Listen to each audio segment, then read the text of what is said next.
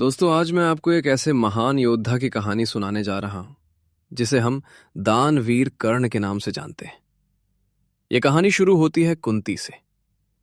कर्ण असल में कुंती का ही पुत्र था, लेकिन पांडु से शादी से पहले ही उनके गर्भ से कर्ण का जन्म हो गया था।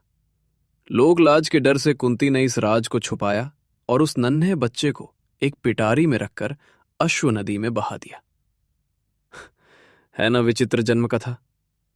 अब सुनिए कुंती को यह वरदान कैसे मिला। राजा कुंती भोज ने उनका पालन पोषण किया था और एक बार महर्षि दुर्वासा उनके घर आए।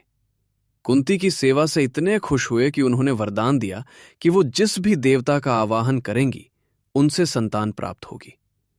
और कौतूहल में कुंती ने सूर्य देव का स्मरण किया। उन्हीं के तेज से कर्ण का जन्म हुआ। अब नदी में बहती उस पिटारी को अधिरथ नाम के एक सारथी ने पाया।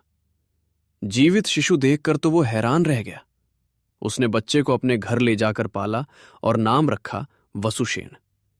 और हैरानी की बात यह कि बच्चा जन्म से ही कवच कुंडल पहने हुए था। साफ था कि यह कोई साधारण बालक नहीं है। बड़ा होकर वसुसेन सूर्य का बहुत बड़ा भक्त बना और इतना दानी कि उपासना के समय कोई भी कुछ मांगता तो बिना सोचे दे देता। बेशकीमती चीजों से भी उसे मोह नहीं था, इसीलिए तो दानवीर कहलाया। एक बार तो इंद्र ने ब्राह्मण का वेश धरकर उससे उसके कवच कुंडल ही मांग लिए। सूर्यदेव ने मना किया, फिर भी कर्ण ने खुशी से दान कर दिया। इंद्र ने खुश होकर उसे एक अमोघ शक्ति दी। धनुर्विद्या में तो कर्ण अर्जुन जितना ही कुशल था।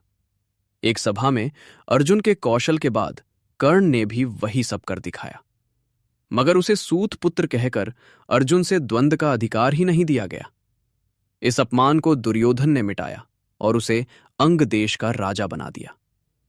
तभी से कर्ण अर्जुन का प्रतिद्वंदी बन गया।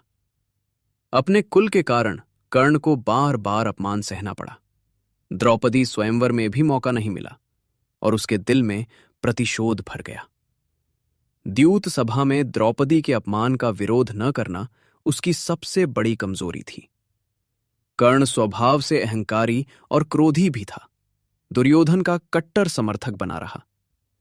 श्री कृष्ण ने जब उसे अपने असली जन्म का राज बताकर पांडवों का साथ देने को कहा, तब भी वो अपने वचन पर अड़ा रहा। उसने दुर्योधन के साथ विश्वासघात को पाप माना और सिर्फ अर्जुन से युद्ध करने का वचन दिया। महाभारत के युद्ध में कर्ण का पराक्रम अद्भुत था। कई बार उसने अर्जुन को पीछे हटने पर मजबूर कर दिया। आखिर में जब उसके रथ का पहिया धंस गया और विशेष अस्त्र खत्म हो गए, तब अर्जुन ने उसका वध किया। कर्ण महान दानी था, दृढ़ प्रतिज्ञ था, सच्चा मित्र था, लेकिन अहंकार, क्रोध और प्रतिशोध उसकी कमजोरियां बन गईं। कर्ण की मौत के साथ ही दुर्योधन का मनोबल टूट गया और जल्द ही कौरवों का पतन हो गया। कर्ण का जीवन हमें ये सिखाता है कि महान गुणों के साथ अगर अहंकार जुड़ जाए तो इंसान की गरिमा कम हो जाती है।